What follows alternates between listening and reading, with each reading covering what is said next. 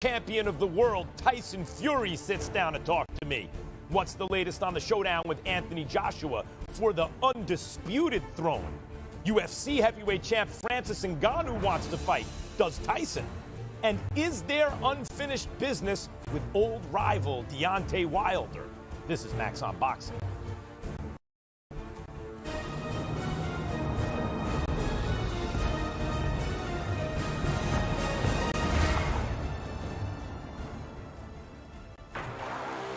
The 6'9" showman is the man who beat the man who beat the man, going back to the original 1800s heavyweight champ.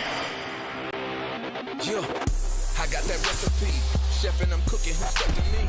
Yeah, can't get ahead of me. We coming at you with a head of steam. Do not need a photo finish. You about to witness greatness, cause I get it. Serving you like tennis, open like a dentist. No, I wasn't finished. I'm about my business. Caution, I'm a menace. Sentence to my pedigree. Living legend is my legacy. Fans of all kinds of all sports, welcome back to Max on Boxing. I'm Max Kellerman, and that is the heavyweight champion of the world, Tyson Fury. Champ, thanks for joining me. It's been a minute. Champ, what is the latest? It's been a while. It's good to talk to you. Good to see you. What is the latest with you and Anthony Joshua?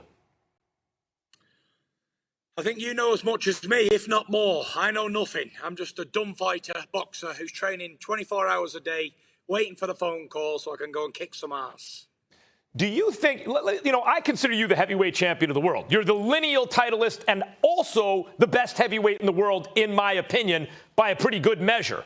And yet there are people I've talked to in boxing who I respect. Cliff Rold comes to mind, who say, look, when Joe Louis retired, Ezzard Charles became champ.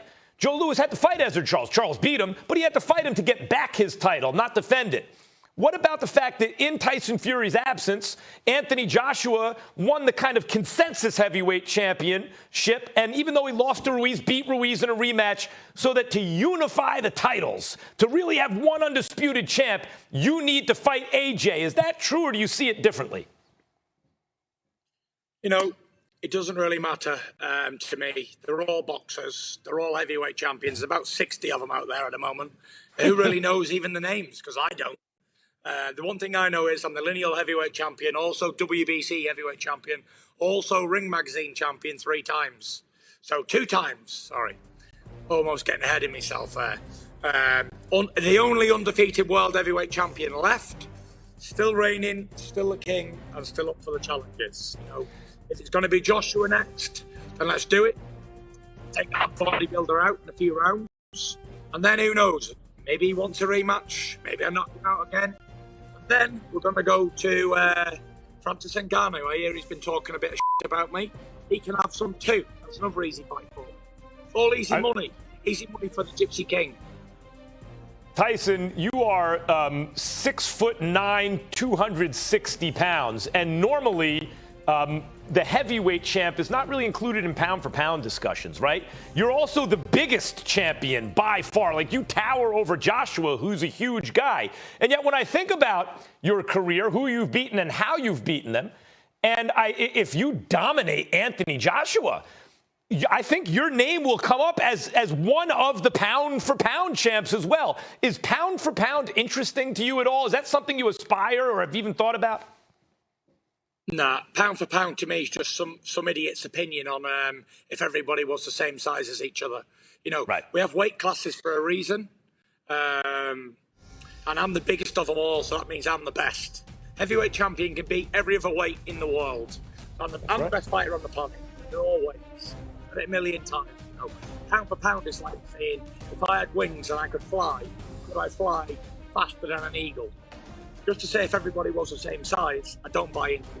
And something that I'm not really interested in, to be honest, because everyone has a different opinion on who's what these days, and it's really unimportant. The only thing I care about is breaking faces in and getting the big fights. If the challenge is not there to fight, I keep fighting, and if not, then we see what else is available to do. Who knows, I might take off in a singing rapping career. You're absolutely right from the heavyweight champion's point of view, especially. Like, we talk about pound for pound in other weight divisions because the best can't compete with the heavyweight champ. The heavyweight champ would beat everyone. You wouldn't have a sport with multiple weight classes. You have to make weight classes or we'd never know about Canelo Alvarez or these guys because obviously they can't compete at heavyweight. I think that's a legitimate point. I only ask because your size is obviously an advantage, but you move like a lightweight. You have like great defense and the kind of defensive instincts that guys like Muhammad Ali or Wilfred Benitez had, where you seem to know where the punches are coming from. But you also, against Wilder, said you were going to change the way you fought. A lot of guys say that. Almost no one ever does it. They go back to what they do. But you actually did it and knocked him out. And now you're talking very cocky, not just about outboxing guys, but about knocking out Anthony Joshua, knocking out Ngannou if he wants it, Wilder again. Does this mean you have now changed the way you fight in a permanent way? Styles make fights. You know, you do a certain style to adjust to certain fighters. And the great fighters of yesteryear, they all could adapt to most situations. So, you know, there's the old saying, you don't box a boxer, you don't fight a fighter. With Joshua, it's pretty simple. You just got to hit him in the face a few times and he'll fall over. He hasn't got the biggest heart in the world. He hasn't got the most resilience in the world. And, you know, he's not the hardest person in the world to hit. So at 275 pounds and 6'9", like you said, with the speed of a lightweight, it's not going to be too hard for me to land on him. And when I land on him, it's going to be over quite quickly. So when this fight does happen, if it happens, because I'm still very skeptical that it might not happen, then we're going to see a quick early night for the Gypsy King. Why do you think it might not happen, Tyson? Because all these fights are never on until you're actually in the ring facing your opponent in the other corner. Then I know it's on. Until that moment, I could be fighting anybody out there. You never know what's going to happen in boxing. You just don't know. Now, you know, I hear what you're saying about, like, look, if he's ready to fight, then we fight, or then I move on. Maybe I have to do something else. It reminds me a little bit of talking to Terrence Crawford about, hey, do you want to fight Errol Spence? And he's like, it's out of my control. I'll be on to the next guy. But I'm asking you personally, not just as a professional or as an athlete, because there's that thought about Anthony Joshua out there, that to be undisputed, you have to beat him, because you've never faced him. Is it important to you personally to beat him? You know, it was important to me a year ago or so when he was unbeaten, but I seen him get knocked out before, so it sort of takes the cherry off the cake. And people, before the fight, the loss against Ruiz, people thought that he had a chance against me. Now it's just like, if you look at all these boxing forums and all the votes and stuff, it's like 90% in my favour. And, you know, I really love challenges. And when people don't think I can win fights, that's when I rise to the challenge. So with Anthony Joshua, listen, he's a British guy. He's got a few belts, so we'll make the fight happen. And I'll show you what a real man does to a fake one. In the AJ fight. So listen, I'm very excited about the fight and I can't wait for it to happen if it does. But if not, like I said to Eddie, like I said to Bob, like I said to everybody, I ain't going to just wait around for a certain person and put my career on hold for some guy who doesn't want to fight. You know, I'm ready to fight today. Look at me, I'm in great shape. I'm training all the time. I have been ready since I beat Wilder back in 2020, February. I've been ready for all the scheduled dates that they put to me. All of them fell through for whatever reasons. And I've been ready the whole time. Just I've not had a fight. And how long can this go on for? If the fight happens in June or July, then that'd have been me out the ring nearly 18 months. Did he expect me to go out the ring again for 3 years and come back and kick someone's ass? I don't know. I'm light years ahead of these guys, so the timing doesn't really mean that much. But, you know, I want to keep active. I'm nearly 33. How long do I have left as a heavyweight champion? If I really want to push the boat out, then I've got 5 years left. Who knows, you know? I want to keep active. I want to go down as the greatest boxer of my era, which I'm already there, just one fight away from that. There we are. That's what I got to say about it all. You know, for all your boasting, especially early in your career, you've obviously done every single thing you said that you were going to do. These are not outrageous claims you're making now. But it doesn't escape my attention that you talk about rising to the occasion against your best opponents. So doesn't that mean that you need to be properly motivated by the right kind of challenge? Look, I also pick you against everyone. You're 6'9", 270, and you have great defensive instincts, and you can change the way you fight, and all of that. You have a big heart, all of that stuff is true. But if you know that, and guys like me are saying it, and you're getting acknowledged that way, if it's not an Anthony Joshua fight, if it's some second-tier fighter, isn't that dangerous for you? Because you won't be properly motivated? You know, motivation is a big key. And like you say, against the lesser fighters, you'd get less motivated. But we're here, I'm a professional, you know. I'm here training, so whoever I'm fighting, I got to motivate and make myself dedicated for that person. Because at this level, they all are dangerous fights. And one slip up and it can all be over for you. So no matter who the fight is next, I'm going to be motivated and fit and ready for the challenge. And I hope it's the most dangerous. Whoever the best and the most dangerous opponent is out there, then I'll take that guy. I've never been one to cherry pick opponents or avoid certain people. Whoever the toughest challenge is out there, send him my way. This may not be the toughest challenge in a boxing ring, but you've already mentioned him and you tweeted to Mike Tyson, who you were named after. After I smash Anthony Joshua, I'll roast that guy also, Francis Ngannou. Easy work. He's a great striker for an MMA fighter, but now he's talking about he wants to box you. He tweeted out, if this guy did this to you, what do you think I would do? You know, you have a bad cut there. So Ngannou is not considered a top boxer, even if he's the UFC heavyweight champ. Can you get properly motivated? Is he a tough challenge for you? Is he among the toughest in a boxing ring? And can you get properly motivated to fight him in a boxing ring? Love to fight Ngannou. I love all this fact of all these celebrity boxers coming into boxing and UFC fighters and stuff and wrestlers and all that want to come into this game. So, you know, whoever these guys, whoever they put in front of me, then that's the ones I'm going to fight. And, you know, Ngannou's a massive guy, big muscles, and he looks the part, and he's got a big name. He's just beat Stipe in a fight. So he's talking about boxing, but this is a different world, you know. I'll eat him up and spit him out 7 times a day. It's just like, you know, if I go into MMA and he starts grabbing me and ripping me to the floor and wrestling me up, and it's not going to be an even match. So it'll be like 10 times harder for him to come into boxing than me going into MMA. It's a different world. Of course. I mean, you know, when people ask the question, it's a pretty simple answer. In an octagon, I'll take Ngannou, easy. In a boxing ring, I'll take Tyson Fury, easy. I'll take Michael Jordan against any football player on a basketball court, right? And vice versa. This ain't that hard. But meantime, it does seem like you could have a massive fight against AJ, a massive promotional event against Ngannou. But there's another name, before I let you go, Tyson, that's out there. And there are a bunch of young guns always coming up.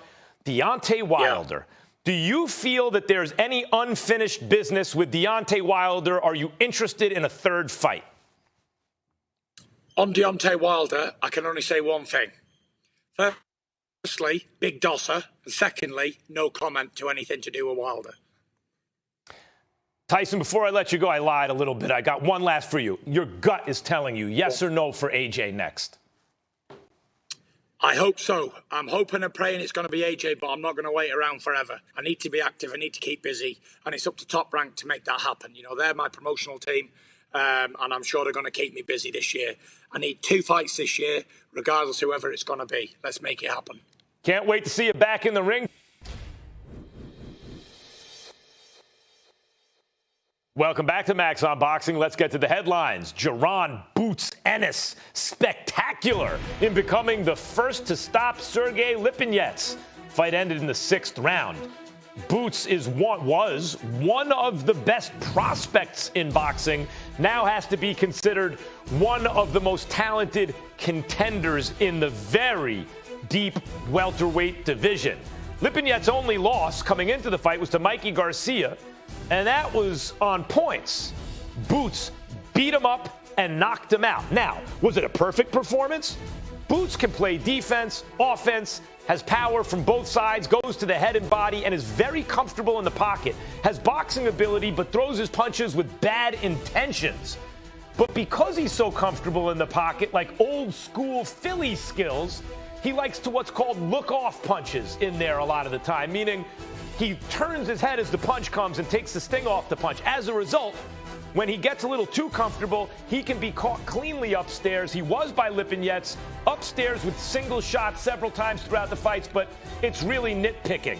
It was a dominant performance by a spectacularly talented welterweight contender. It looks like it won't be long until he is a champion. Next headline, Joe Smith Jr.